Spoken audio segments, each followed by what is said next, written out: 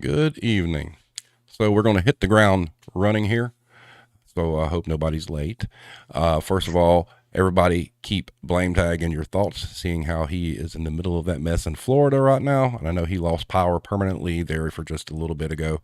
So make sure him and his wife and cats are doing okay.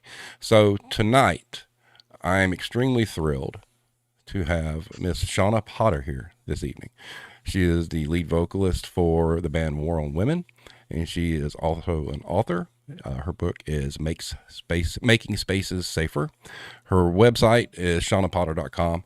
In the description of the video, all her links and all her band links will be there, along with a link to purchase the book. So what I'd like to do is, Shawna, if you take a second, tell us a little bit about yourself, and then we will go from there. Sure. Hi. Thank you so much, Steve, for having me. Yeah, I mean, that sums it up. I'm a punk singer. I yell a lot. I'm angry about stuff a lot. Luckily, I have an outlet for it. And then, yeah, I wrote a book called Making Spaces Safer, which is just about my experience in creating and implementing a program for any space, really, to anticipate identity-based harassment and to um, deal with it when it comes up in a way that's actually helpful for anyone experiencing it. So it's the proactive stuff you can do, and then what do you do in the moment? And that's my big thing. Just making sure everyone's prepared for when someone decides to be a jerk. Mm-hmm. Everyone knows what to do so that everyone can have a good time. That's what I care about. I also have a podcast called But Her Lyrics, and that we have 2 seasons out right now. So look that up in all the normal places, and a Patreon if anyone wants to support all my endeavors. You can support me there. Just slash Shawna Potter. Awesome. So, talking about support and things like that, there were a lot of things I wanted to kind of touch base with you on because I've been wanting to have a musician on for quite a while since I've really started this thing. My first love has always Yeah. been music, and I think there are some interesting stories to tell about the different things that professional musicians have to go through. And the first thing I really want to touch on is the mental health status of you guys that were in the industry or are in the industry when everything shut down during the pandemic. I mean, what kind of things did you have to do to supplement? Because, anybody that knows anything about the business, especially, unless you're some major label act, I mean, your survival is based on touring and merch, so kind of tell us a little bit what the band went through and kind of how y'all dealt with that. Well, it was interesting at the beginning, right? Because at first we're like, oh, well, maybe it's not that big a deal. And then it was, well, let's lock down for a couple weeks. And then, oh, this is still going on. And, so there were like different stages of, well, this might not last too long. And then we'll be right back out at it. And that's fine. And then it just kept going. And so I think for some people, it was instantly just mentally really tough. And for me, I felt like I had some resilience that I was okay for like the first year. And then just the continuation, even up until today, I feel like my resilience is just depleted, and everything in life is a little bit harder. But I mean, when the lockdown was announced, we had a tour cancel. We were scheduled to go on tour with Bad Religion and Alkaline Trio. And eventually they got rescheduled. We did it this past fall, but that was really tough because that felt like a huge opportunity and a way for us to get in front of a bunch of new people, and to not be able to do that. That was really rough. So then we were also in the middle of making a record, and then at some point we were like, okay, well, the pandemic's still going on. Like, what do we do with this album? Do we release it now? Do we sit on it? Do we work on something else? And just total, like, I would call friends and bands and say, what did you do? What are you doing? But basically everyone was just fumbling and doing their best, and it was all uncharted territory. And I don't know that anyone had a had a really successful time, unless they really got up on their online merch game, or they're a solo artist or could pivot to become kind of a solo performing artist, and that they thrived on those live streams that were happening. um, War on Women, is not a band that sounds great acoustic or in a live stream. That's not our thing. And so that wasn't really like an opportunity for us. We also didn't have money or resources to go to our favorite local club and get an engineer and have them have a videographer film it from different angles and try to make like a really cool live stream. Like we don't have that kind of money either. So um, we just I think we all like as individuals went into survival mode. How do we make money? Because the band's not going to. So how do we as individuals make money? And it was I know I was applying for grants. I was applying for unemployment as soon as that was an option. Uh, I felt like I had about a week, just a week of, oh, maybe I'll cook dinner at home tonight. Like, oh, I don't have to do anything. Like I did all my chores, did all the laundry, clean the apartment, did all that stuff, relaxed for a week. And then it was like, let's look at my bank account. How am I going to get through this? So did you have something to fall back on? I was working, my regular job was working at Big Crunch Amp Repair, which I started with Brooks Harlan, who also plays guitar in War on Women. So we fix amps for a living, and he designs and builds them. So we had been doing that for a decade or so. And it was around that time that I had already decided I want to try to do more of the public speaking, the trainings, the workshops, the safer space stuff, the bystander intervention talks. Like I was just really enjoying doing that, meeting new people, going to new places. So I was gonna stop working at Big Crunch and I was gonna start doing that. Pandemic. Mm. Couldn't go anywhere, couldn't do anything. So Brooks kept working at Big Crunch. And he was able to survive. Like there's just enough work for one person that it made sense.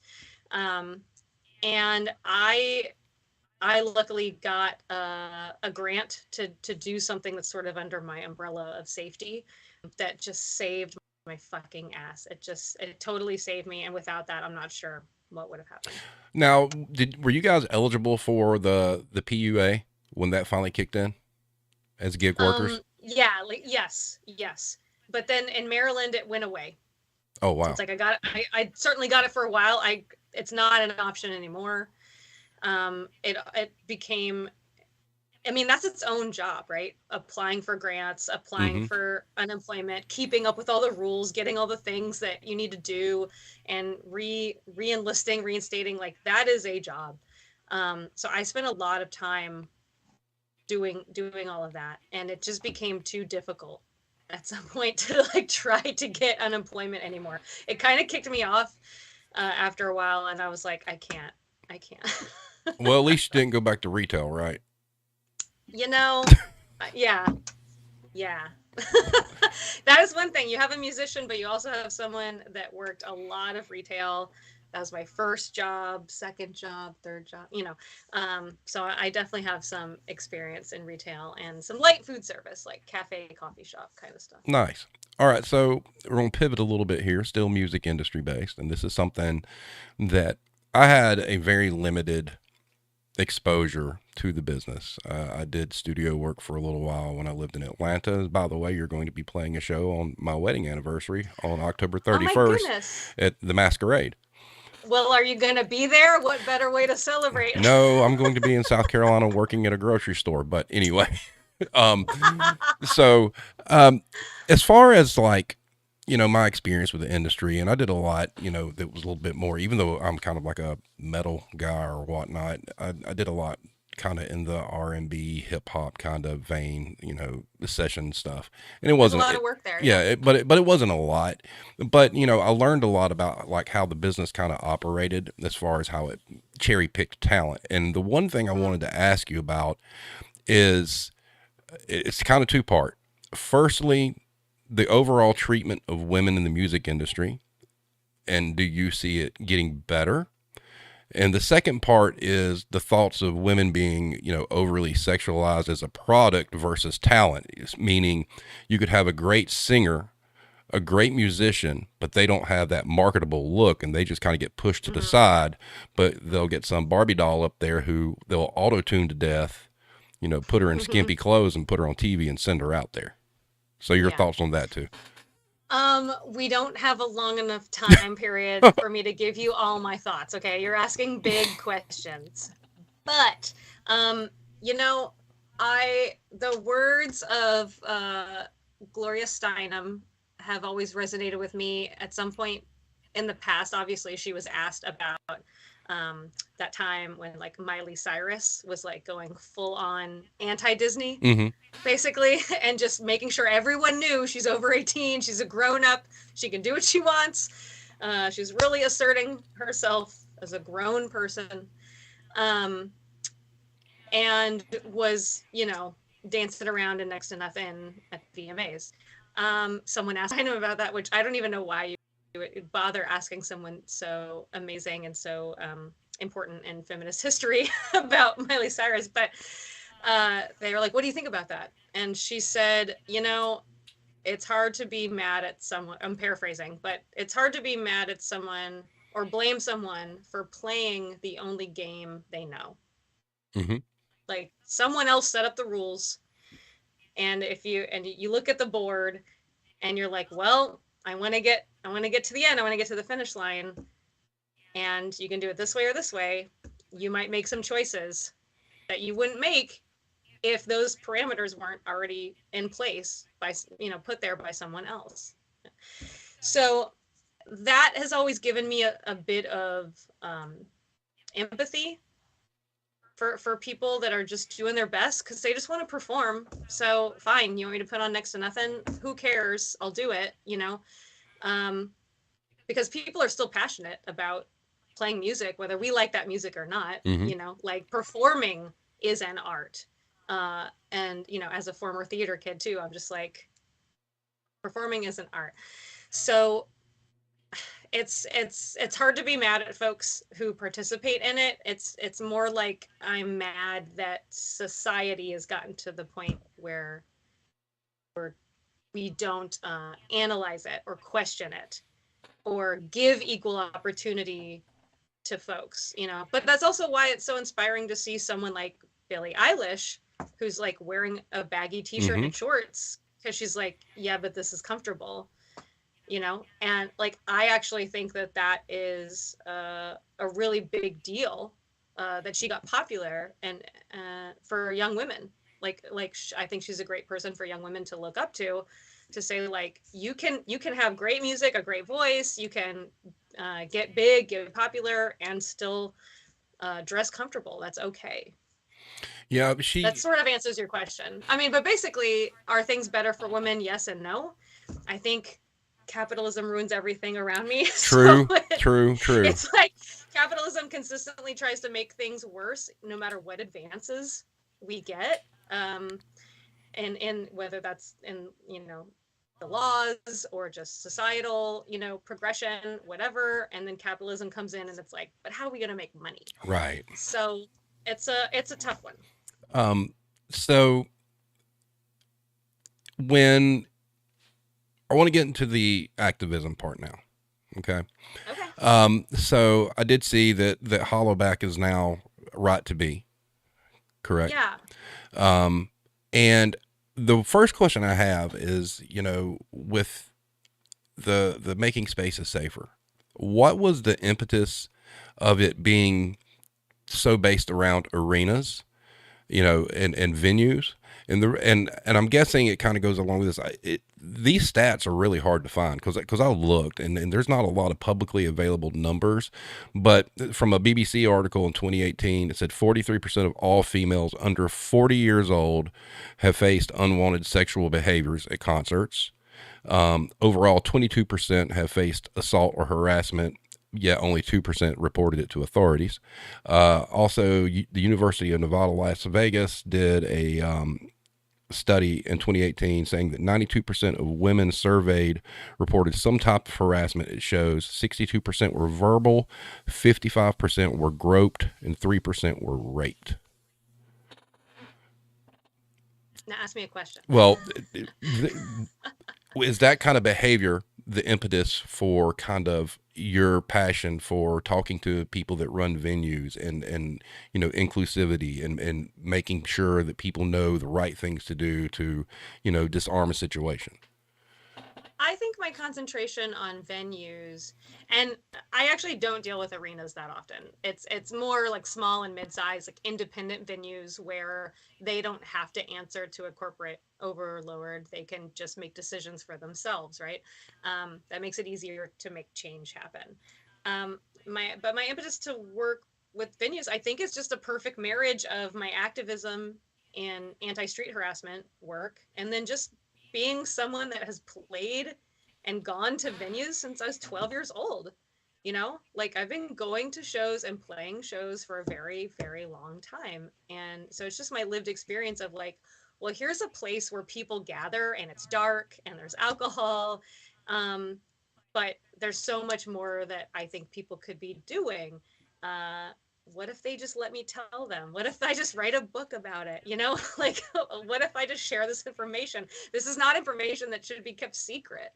It's meant to be shared. But my, for anyone wondering why you mentioned Hollaback at the top of this question, Hollaback is where I got my start in activism. I started the Baltimore chapter of Hollaback over 10 years ago. And eventually I bowed out, and recently Hollaback has changed its format. They changed their name to Right to Be, and then they actually no longer have like individual chapters.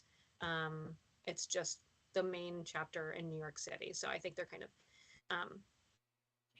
they change it up a little bit, and that's kind of recent. So everyone can go to their website, Right to Be dot something, probably .org. And it's so new that I don't know. Sorry, Hollaback. Sorry, Right to Be. But they do really great work, and because of the grants they get from big corporations, they're able to give a lot of free trainings, a lot of free virtual trainings. And so I definitely recommend people check those out. If nothing else, you can learn a lot about how to respond to harassment from them for free. You can also buy my book, which is $15, or hire me to lead a tailored training to your group or your venue. Speaking of the training, how was your overall experience doing that at Warped? Oh, Warren Women is not as famous as most of the other bands playing Warped Tour any year of Warped Tour's existence. So I think that I didn't have the interest I would have liked, because we weren't people's favorite band. I think, you're going there, it's like one day, there's a packed schedule, a ton of bands, and then your favorite band is doing like a Q&A, like a private Q&A for like only like a few people. You're gonna pay to see them. You're not gonna pay me to tell you how to do bystander intervention or how to create a safer venue. So of course I did many. I didn't do it every day, but I did many, and usually smaller crowds. But obviously the people that came were so invested in safer spaces and wanted to know what they could do. And I really was prepared, and I'm always prepared to talk to people, whether they're on stage, they're a touring band, and they want to know what to do. If they're at a venue, they work at the venue, they're the boss or just a worker bee, But most everyone that I was talking to at Warped Tour they say, no, I just go to shows. I just like music. And so I was able to keep it really simple and just teach them the 5 Ds of bystander intervention. And the easiest go-to of the 5 Ds is the delayed method. And that just means that when something happens, you just check in on the person. Like, hey, Steve, I saw that. That looked kind of rough. Are you okay? Just ask someone if they're okay. That's the least we can do. Yeah, because the 5 Ds are distract, delegate, document, delay, and direct. Correct? You've done your Yes, homework. ma'am, I did. I really, but I also liked the conversation that you had in one of your interviews about the fight or flight versus the fawning. Yes, I think yes. that's crucial. Yeah, I think that's hard for us to wrap our head around sometimes. Because people wonder, well, if someone is touching you and you don't want them to, or someone says something rude to you, like really rude, like not repeat it here, rude, and just casually, men will just say shit to you. It's nuts, right? And obviously, every other marginalized group deals with things too. But just from my experience, men will just say the nastiest stuff to you um, when they think no one else is watching or will do anything or there won't be any consequences. And people will say, well, why don't you just tell him to stop? Or why don't you punch him? Or why don't you, like blah, blah, blah. But our caveman brains do not work like that. When we feel threatened, we, our brains, basically your frontal lobe shuts off, right? So like the advanced part of your brain that can do complex thinking, it's done. And your like little reptile brain back here is like, it's my time to shine. What do we do? What do you do? Well, this worked when we were 3. Let's just do that. And for some people, that's just freeze and you wait for the thing to be over. For some people, that's flight, so you might just book it. Um, Fight is also one thing. If you are immediately rushed to anger and you just go in swinging, even though it's a terrible idea, and that your reptile brain doesn't know that. Um, and then also fawning or friend.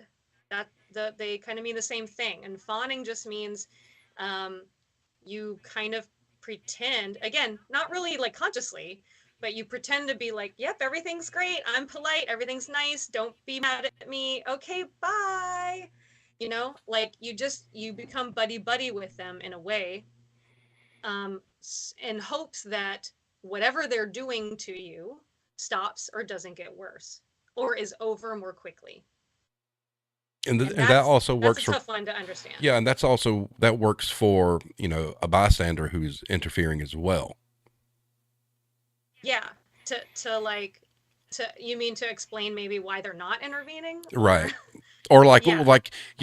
I think the way you described it was, you got the big biker guys or whatnot, but you've got the one that's like, no, I'm good, I'm not mad at you, that kind of thing, kind of de-escalating the situation. And Yeah, and now I wouldn't say that that's the same as like that fight or flight mode. Like fight, flight, blah blah blah, freeze, fawn. Those are like reptile brain is doing its best to protect you. It doesn't actually know what you should do, but it's doing its best.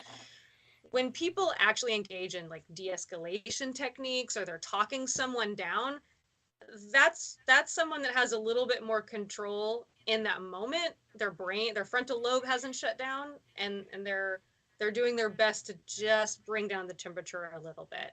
And maybe it looks similar to friend or fawn sometimes, but I really think that there's less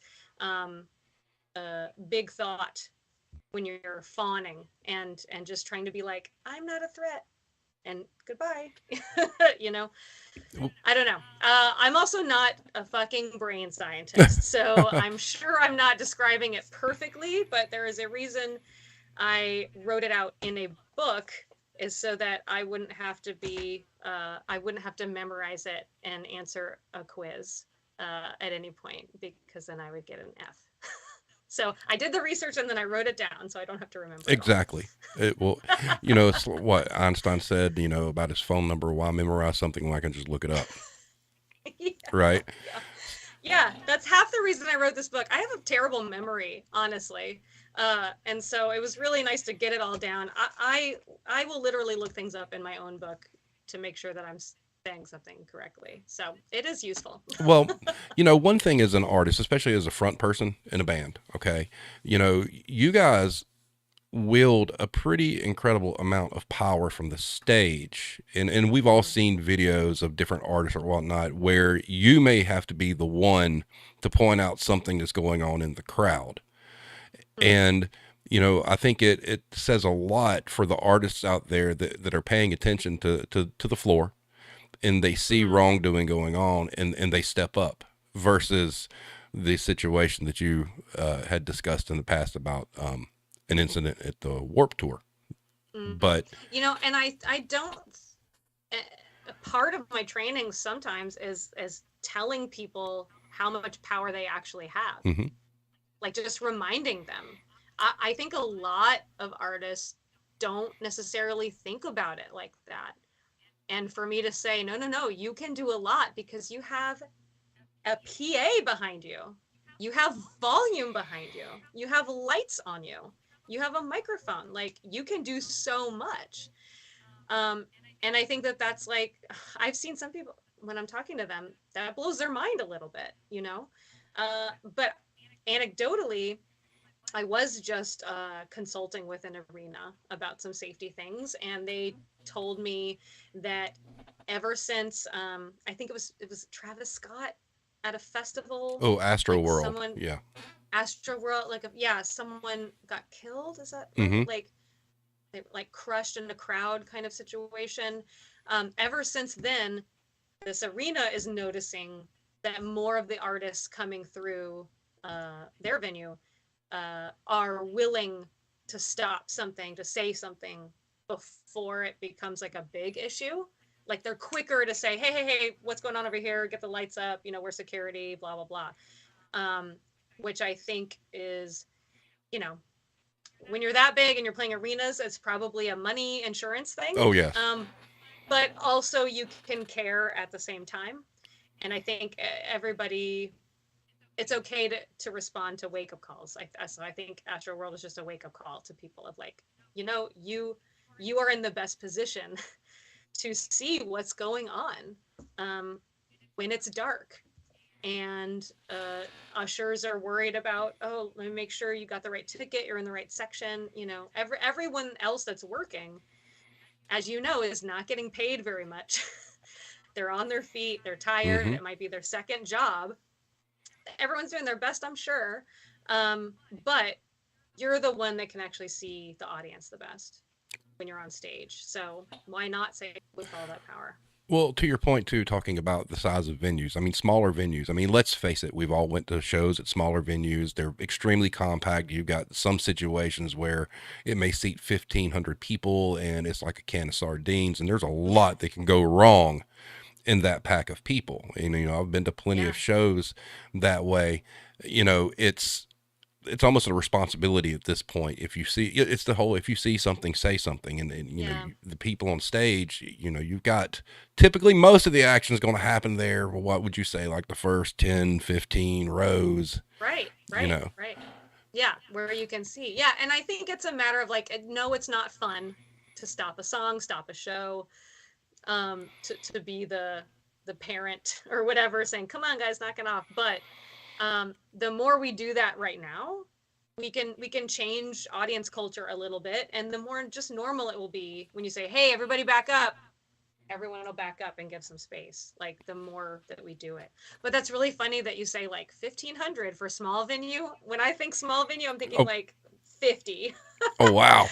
I'm like thinking 20 to 50 capacity for small venues. So I've played a lot of different venues is what I'm getting at, Steve. Got you. Got you. Well, you got to start somewhere, right? So, um, Or you're gonna maintain. I think that's what we're right. doing. Well, talking about the band a little bit. So what do you, I know you guys are touring. Are you currently doing the tour with Alkaline Trio and Bad Religion? Or is No, we were able to reschedule that for the fall of last year, 2021. that's a good So bill? that's great. It was great. It was great. It's super weird to tour during COVID. Um, I feel like we're not touring as much as we did before COVID. We're being a little more selective. Um, and and just knowing that like the longer you stay out, the bigger your chances of getting COVID also. Mm-hmm. So if you're out for too long, then you could get it and then have to cancel half the tour, and then you're in complete debt, because so many of the touring expenses are up front. Yes. Or sometimes a van company, like we have to rent a van, we don't own a van. Sometimes a van company is like, you rented for this long, so that's what you're paying us. They should prorate it, but maybe they don't. I don't know.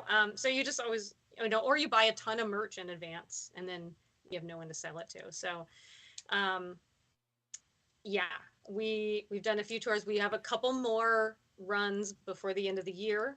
Um, but to me, it feels okay that we've only, been out handful, 5, 6 times uh, in the last year. That feels okay to me.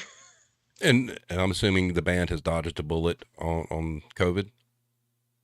Yeah, I mean, I think a couple, like, I don't want to say who, but some of us have gotten COVID, over the last couple of years. Um, and there's been only one show that we had to sort of cancel a full band performance, but we were able to do it as an um, acoustic performance. And I would say it's actually been the other bands that have gotten it and had to cancel shows, and then maybe we don't get to play a show, or we have to reschedule, or we have to find a show because the promoter in this town, well, he wanted that full bill. So if it's not the full bill, then he doesn't want it at all. Okay, well, where else can we go? So we're scrambling. Like that happened when we went on tour with Good Riddance in the spring. They got COVID and were basically, it was only like an 8 or 9 day tour and they were gone for like 4 or 5 days. So it's like, Wow. yeah, so we barely saw them. We barely got to know them, and we had to like just scramble and find, like, our booking agent, was like, can we have a show? Can we have a show? And we were working with like another band, Teenage Halloween. They were being so helpful and trying to find shows for us together. And like, we squeaked it out, but we definitely didn't make as much money as we would have otherwise. Not only in just door money, show money, but also merch sales. If there's less people because it's last minute, um, then there's less merch sales.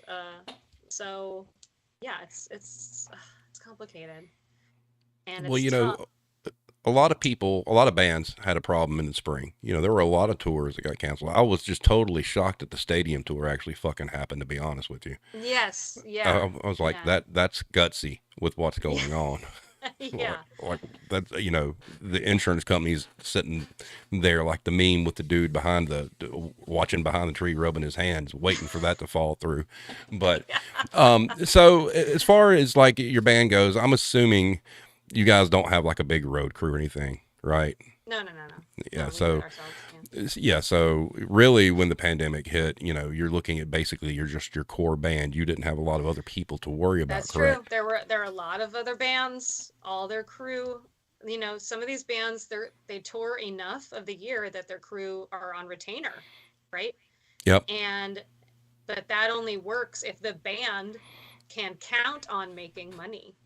And so I heard about a lot of different levels of trying to support your workers when you're not out there making money that pays them.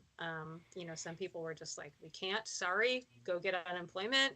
Some gave them what they could and told them like, get ready to get unemployment. I don't know. But if there's just no income at all coming in, it's only those big giant fucking bands like Metallica or something Hmm. that could probably just continue to pay people for a year or two even without any shows. There's so many people that don't understand what all you guys went through. I mean, they really don't. I mean, for the average person, these bands and artists, it's their entertainment. They don't understand the grasp of like smaller or mid-tier bands, what goes into what you have to do, the things you have to do to sustain any kind of living standard and income. And I mean, let's face it, gig workers got fucked during that whole Yeah. mess. Well, and that's the thing, like most musicians are gig workers, and not gig as in playing the show. Is you Hmm. have to have the kind of job that you can drop to go on tour or that will let you leave all the time. So those aren't like big career money making jobs, right? So every job like that, like, was gone. And then when it came back, it's grocery store. I mean, thank goodness grocery stores stayed open, but people were putting their lives on the line to work at grocery stores, Mm-hmm. to when restaurants were trying to open back up and deliver food and have people eating outside. Um, those are the kinds of jobs that musicians have, and you're putting your life on the line for so long. I think people might say, well, not anymore though, not anymore. But the more that we learn about long COVID, Oh yeah. maybe yes, they're still putting their lives on the line. Um, but yeah, the jobs that we have so that we can play music also do not have health benefits or care about our well-being, or even if you happen to have a good boss and it's a good environment, it doesn't mean there's enough money, to really support anyone uh, in a meaningful way. So that plus just uh, the mental mind fuck of, well, all I've been doing since I was 14 years old is going out there and touring as much as possible. And now I can't. Like, I just can't. Who am I? Right. I mean, Who am I without that's that? your identity. What am I without that? There's so many, even some people in my band, like their identity is touring. There's so many people that just were like, well, now what? Like, I don't even know what to do with myself, let alone like work and survival, but just who am I? I feel very lucky that I tried very early on in my musical life to separate my identity from performing or whatever particular band I'm in, because I was in a band, in high school that had like the tiniest version of success, because we worked with a producer, and we signed to a label. Well, everyone had their own label back in the 90s, so it wasn't that special, but like, oh, I'm 15 and this is amazing, and I'm playing good size shows, opening for bands and blah blah blah. And then we broke up, and I was fucking devastated. And so I feel like I worked through all that stuff back then when I was like 19 years old. And so when it happened this time, I was like, I'm actually doing okay on that front, but so many of my friends were not. And again, eventually, you're still fucking dealing with a pandemic, and it's making everything harder, and it's hanging over your head. So I have not come out of this unscathed at all. I just think maybe I lasted a little longer than some of my friends. Well, I mean, it's with it being music too. I mean, when the pandemic hit, I was a manager for a guitar store in Atlanta. And guess what? Nobody was shopping, and it was, oh, we're going to shut it down. Goodbye. You Yeah. know, Yeah. and because from the music standpoint, nobody was able to go play local shows. So people weren't coming into your store buying strings and Yes. picks and all. I mean, it was an absolute Yeah. ghost town. And, Yep. friends that are in the music industry that, very similar. What are we going to do? I mean, there's not enough support, in my opinion, for people that are in the arts. And I think the pandemic proved that. Oh yeah. And, because being a musician is a real job. Okay. I mean, touring, Yes. that's a real Yes. job. It's Yes. not just some fantasy. There's a lot of work that goes into it, a lot of planning, you know, as a group, you have to have each other's backs to make sure all of you in the group eat. I mean, it's Yes. not this fairy tale Yes. that people think it is. Yes. Yes. And right. It's like, if we can't just think about those bigger bands that we like to go see in the arenas. Like, that's not actually the music industry in a way. Mm-mm. Like, it makes up the smallest percentage of the music industry. Um, and yeah, it's basically like really hard, tiring travel and logistics and everything you mentioned for like a really great 30 minutes Mm-hmm. on stage. Like, that part is really rewarding. There's obviously a reason why we do this. Um, we feel creative. We feel a need to express ourselves. We want to get these feelings out. We want to share it with people in a room. Like, it's a beautiful thing, really. But that's such a small part of the day, you know? Mm-hmm. It's such a small part of the day. And I will say, like, over the pandemic, I completely lost my creativity. Like, I could not write a lyric to save my life. I had absolutely no drive to write music at all. Even strum a guitar just to mess around a little bit and see if something happened. I did not. I couldn't. I had no mental capacity for that. Wow. All I wanted to do was, one, I was trying to survive every day, right? Seeing what I could see about how do I get money? How do I get money? How do I get money? Because funds are dwindling. Mm-hmm. And I need to eat. And then at night it was, let's put something on TV. I need to escape. And that's all I could do. And it's kind of only been recently that we've started working on new stuff. Well, that's good. Because yeah. And really I'm the holdup, right? Like we have a million riffs for a million songs. We could put out 4 albums tomorrow, probably, with everything that we have, kind of like the ideas we have, whatever. But it's me. We're waiting on me to write lyrics and melodies, because it's just been so slow going, you know? Like, creativity, you know, there's a reason. It makes me think that there's a reason why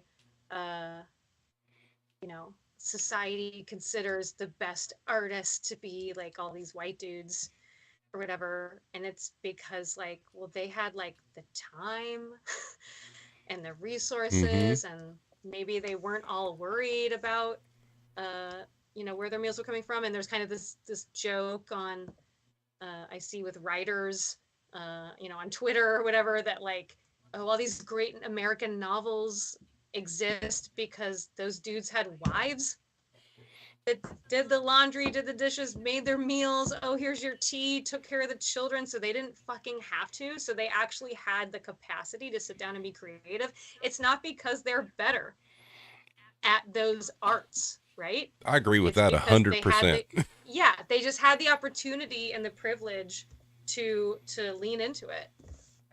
Yeah, that's you're spot on. I mean, when you've got somebody taking care of everything at home and you're just sitting there doodling, well, guess what? You can write a fucking huge ass Yeah, best-selling novel easy, and you're yeah, taking for granted the actual work that's going on behind you to get you there. yeah. And so that, then that makes me think, well, what have we missed out on? Yeah, you have. Because we're keeping people in poverty. You know, children across the world are starving. Environmentalism, like environmental refugees. You know, like, there's, what stories, what great art are we missing out on because people are just worried about survival? Yeah, and to your point, I mean, it's oppression. Yeah. I mean, really. And I feel the same way about retail workers. And there's this, you know, there's this joke of like, oh, well, you just work as a waiter at a restaurant until you become an actor, you know? And it's like, it's really fucking hard Yes. to work a draining retail job and then still have time and the mental capacity to do your art. Like, to me, now at my age, I'm like, that was only possible in my 20s. Like, and so we exploit the fact that young people, when I was younger, I don't know if I was naive or just had the fucking energy, you know, had a better back, I don't know. Yeah. But like, that I just was like, or just compelled, I couldn't not just do my art. And now I'm like, well, sometimes I need to relax, actually. And that's okay too. Well, yeah. I mean, and going from the retail standpoint, I know for me, I mean, I've went up until recently just a dry spell where I wouldn't even pick up my damn guitar. And Yeah, and I just didn't have the energy for it. It wasn't that I'd look over and be like, "Oh, I hate them." It's just like I'm tired. Yeah. and like you said, I'm 52, so I'm no spring chicken, and work takes a lot out of you, and a lot of the stuff that we talk about, on the retail side of it. I mean, you've lived it, you've worked it. It's just abuse. I mean, Yeah. people don't, you know, workers were essential when grocery stores were the only damn thing open, and the Karens of the world and the Kyles of the world needed to eat, and it was, oh, we're heroes and all this other stuff. But as soon as it was all over, fuck you, you're trash again. Yeah. Yeah. Yeah. It's like I can't it's hard for me to reconcile like who I am today with like why did I let myself work these jobs on my feet over 8 hours, tiny breaks, minimum wage. Like how is it that I did that? How was I physically able to do that? And why was I willing to do that? And I think, you know, I think some of it is just I didn't go to college, like I couldn't afford that. And I was young, so no one was going to take me seriously doing anything else. Like no one would take me seriously about like the skills I've gained in like tour managing myself. You know, Mm-hmm. there's a lot of logistics, a lot of planning, a lot of managing that goes with going on tour, right? But who would believe me if I'm like 24 um, and putting that on my resume, right? So it's like I just had to work somewhere. And those were the only places that seemed like I could, especially if I still wanted to go on tour. Right. Well, I think it's amazing now. I mean, everybody reaches a point. Fortunately, as long as I'd been in retail, I think I reached the point sooner than most, Mm-hmm. to where I'm just not doing that shit anymore. Right. I'm not going to put up with that, because the entire retail system is based on exploitation for people like the story you just gave. Who's going to, sure, you can tour manage, but that has nothing to do with bagging groceries or stocking a shelf. So, Right. here, we're going to put you to Right. work, and we've all been conditioned from birth that you go to work, and you work, you do this shitty job for shitty pay, Mm-hmm. and eventually one day you work so hard, you'll be able to retire and spend the last 10 years of your life wondering why the fuck did you waste all that time. Yeah. Do you feel good about it? Seems like after the pandemic, there's kind of some stories out there that workers are less willing to put up Mm-hmm. with bullshit. Yes, Like, do you find that to be I true? do find that to be true, and I think it's amazing to see. I think that, being a store manager for most of my career, me doing this whole thing, the podcast and whatnot, is kind of like my way of giving back, because I was complicit in a lot of that oppression, because that was my job. That's Mm-hmm. what I was told to do. And, Mm-hmm. looking back on it now, and especially the pandemic, for all the bad that it did, the workforce, it did some good. It Yeah. woke people up to say, what are we doing? We deserve better. We don't have to kill ourselves, because we're giving ourselves no opportunity to enjoy any of the good things of life. And I think that's true with music too. I think that there's more musicians and artists that are saying basically the pandemic broke up the momentum, mhm, right? Like people were just going, going, going and didn't have time to assess, think about should I still be going? Should I be working every day on my feet? Like whatever, it's my job, got to get through the day. And then the pandemic gave everyone a chance to reflect. well, And I think after that, more artists are like, this music industry is unfair. I need to protect my mental health. One tour will not make or break my band, mhm, which that is something that like I absolutely used to think we have to take every show offer. Because then if we say no, then they'll stop asking us. If we say no once, people will stop asking us. I really felt that way. well, I And understand like, why. that's not true Yeah. because they make you feel that way. Exactly. And to your point about the mental health thing, it really kind of pissed me off. Maybe not my style of music, but you look at Bieber canceling. You was it Mendez, I think he canceled, and they're coming out and they're saying, look, I need to take a break, for my mental health, and it pisses me off that there's fans out there that are pissed off that they can't see this tour. They can't Mm-hmm. attach the human They can't separate the human from the Yes. product. And I Yes. don't care if you make millions of dollars as a touring artist. Guess what? You still have a real life behind the scenes. You still have things that Yeah. go on that sure, maybe you got more money or whatnot, but Yeah, I think he can afford to take a tour yeah. off, which is like, makes me, then I have to remind myself to be sympathetic and remember Hmm. he's a human being. Yeah. Yeah. But, there's stuff that goes on behind the scenes that none of us ever know. And just because you bought tickets to a show, if somebody's got a crisis, look, they need to take time for themselves. If it's legit, that's what they Yes. need to do. That's even happened to bands at our level Hmm. too. Like fans complaining, how dare you cancel this show? How dare you not come to my town? And it's like, we're not magic, Hmm. you know. And So if those same they're fans, doing that to us, of course they're doing it to those bigger yeah, artists. those fans are going to be going to the grocery store complaining to somebody too that they were out of something. It's the exact same kind of people. I mean, it really is. It's Feels that way, you, yeah. like the people like that. They literally look at an artist like you're serving them. You know, Yeah, and sure, there's obligation right? there. No, it's not. Yeah, You know. yeah, yeah. I do find that interesting. Um, Um, hmm. did you get any of that kind of pushback if anything you guys had to cancel? No, because the big thing that we had to cancel, we were the small band on the bill. Oh, So all that shit went to the bigger bands. there was a So question that that was nice. Thanks, Bad Religion. Thank you. there was a question that came through. Bucket list bands that you would love to tour with. Oh, well, for the record, the second anyone asks me a question like that, my mind goes completely Uh blank. oh. I freeze. I freeze. I'll say that. That's my trauma response. I freeze. In case anyone wants to freak me out and startle me, you'll see me go like this. Um, so that's what I'm doing in my mind. I'm freezing because I don't know how to answer this, but I can name some. How about that? Good. It's not definitive. No one get mad. Okay. We've been lucky enough to play with the Refused a few times, but I would love like a full on tour with them.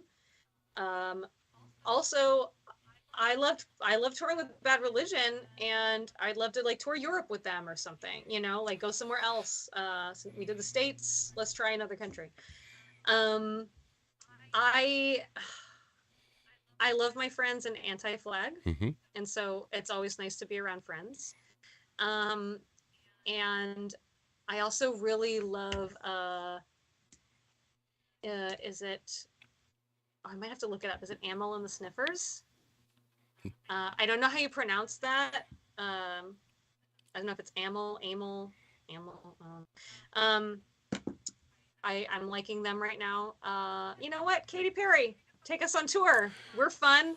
That's Like, that's what I was shoot for the moon, right? thinking. Why not do like some? Have there been any offers to do like a quirky bill like that, like two polar opposites, like tour with Billie Eilish? There you go.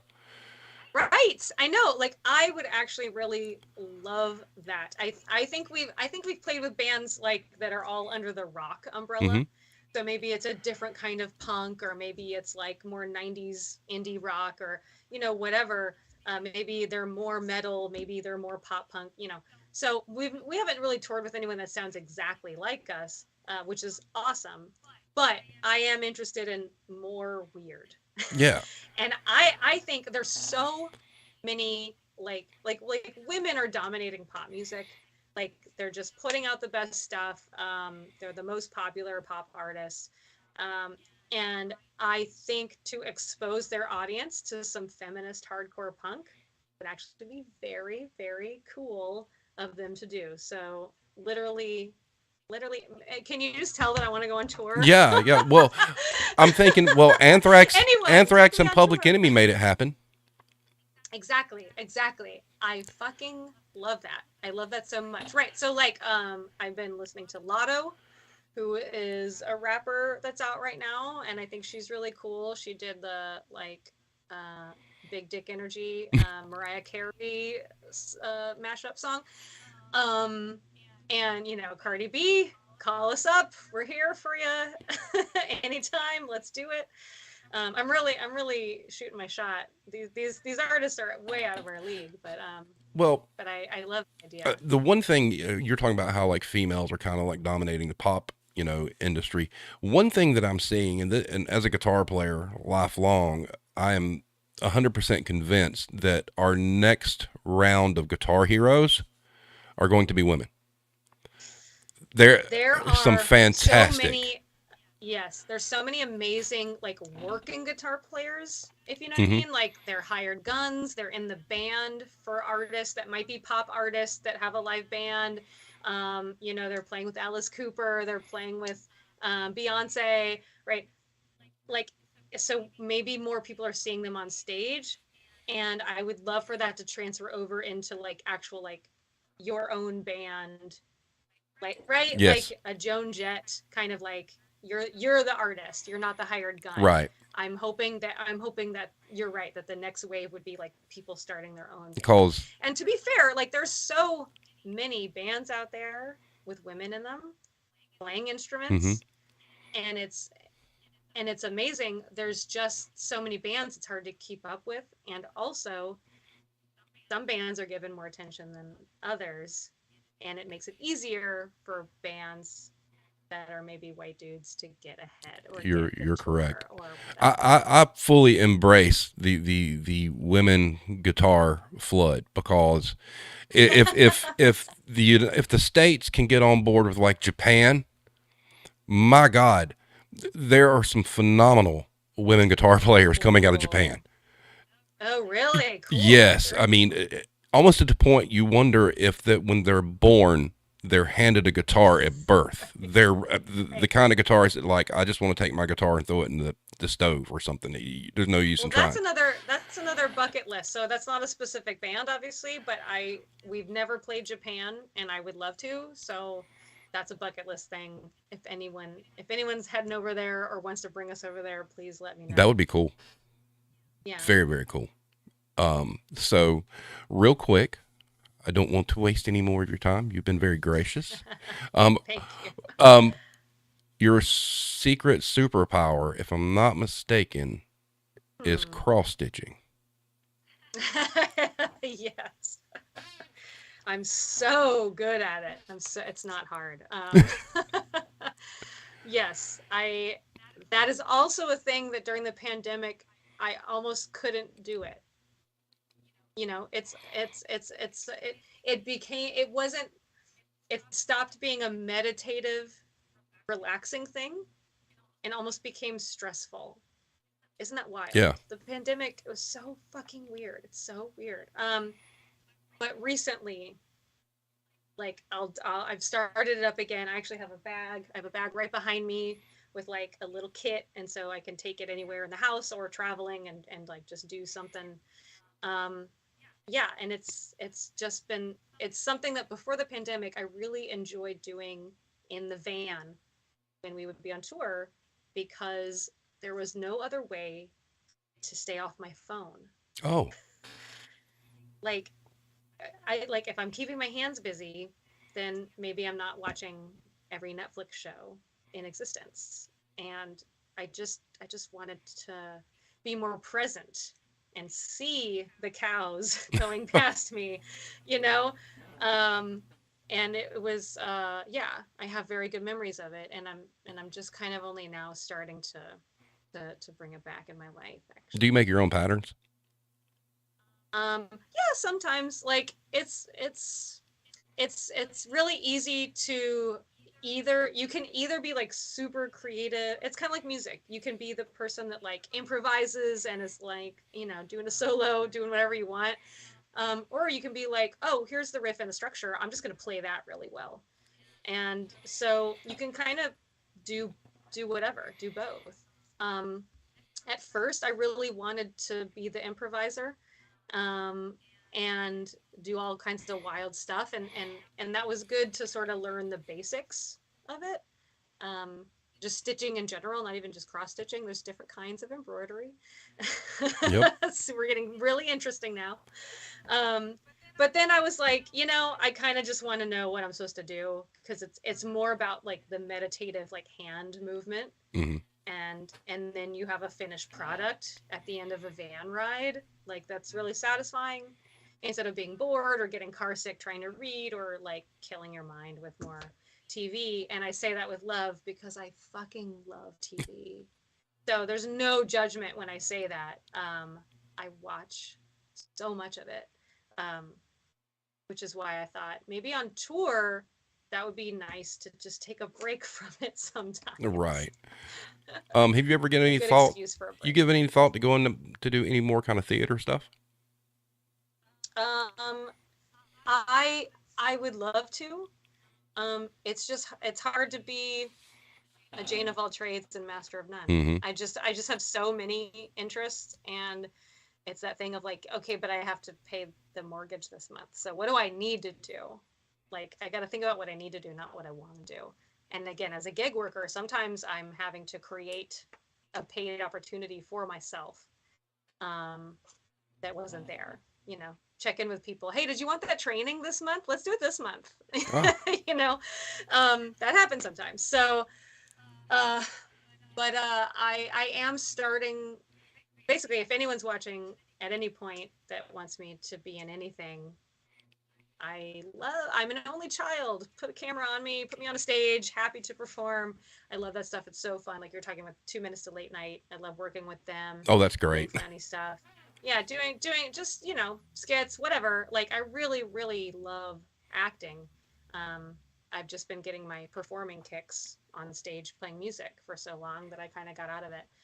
But I have recently started training to become an intimacy choreographer, which is like a fight choreographer for stage and screen, but for moments where there could be like intimacy, there could be touching, there could be less clothing that you would wear out in public.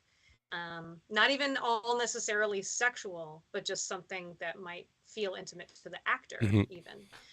And so I've been sort of re-entering theater world, but not as an actor myself, just as like training to become this intimacy choreographer. That sounds quite interesting and challenging. Yeah, it's super interesting, and it's definitely something like a job that's getting more and more popular. With there's a show called Bridgerton on Netflix, where the fact that like they just had really amazing sex scenes, and so people wanted to talk to the intimacy choreographer about that. So it's gotten a little popular lately, but I think that it fits perfectly under like my whole umbrella of safety. Mm-hmm. You know, like I do bystander intervention, I do safer space trainings for venues, I consult with bands and individuals and groups. I wrote this book. And now I can help not only the theater be a safer space for the people walking in, and not only a safer space for the actors, but now like the actors while they're on stage too, and be part of the show in a creative way as well. So I'm having a good time so far. And it's just, we'll see how it goes. You know, it takes a little while to make sure that you're ready, because what I don't want to do is come into a situation, not really be ready, and then I make it worse. I make it weirder for people. The point is to make it less weird. Well, everything I've read from you, everything interview I've watched, you know, since I came along who you were, you're pretty well put together. So there's no doubt in my mind that you're not going to be prepared. I do my best, Steve. I do my best. I mean, you know, you're, but you know, a good Southern phrase, sharp as a tack. So, well, as a Texan, I appreciate y'all. Oh, there you go. There you go. From Texas to Baltimore, Lord, wow, right? That's culture shock. Yeah. All righty. Yeah. So, thank you once again, Shawna, for being here tonight. I really do appreciate it. And I'm going to say that your vocals on the Van Halen cover slayed. I'm just going to say that. I thought that was awesome. And I thought the shirt that you wore was fantastic. I love that shirt, and I find not enough opportunities to wear it where it's appropriate. Oh, I should have just asked you to wear it tonight. It'd have been okay. Yeah. Okay. So that would have been awesome.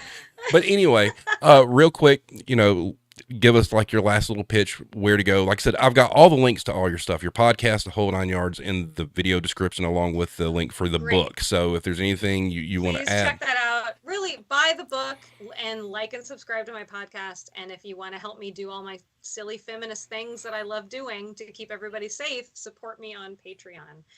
But on socials, I'm usually at Shawna Potter Wow or Shawna Potter Official. awesome.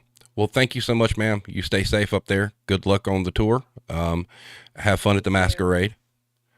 Yeah, I will.